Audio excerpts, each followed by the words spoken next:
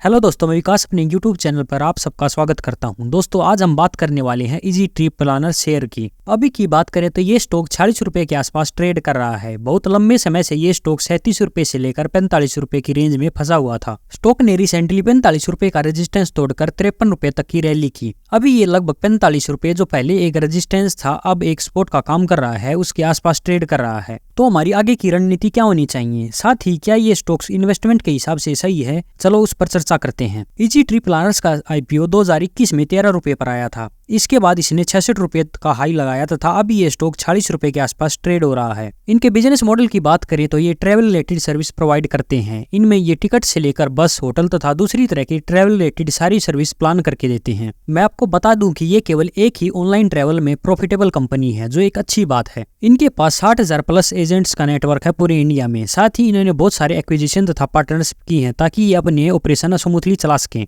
स्प्री hospitality, YOLO बस, fly big, spice jet और just dial में कुछ इनके पार्टनर हैं तथा कुछ को ये ओन करते हैं। बिजनेस का मॉडल फ्यूचर प्रूफ है।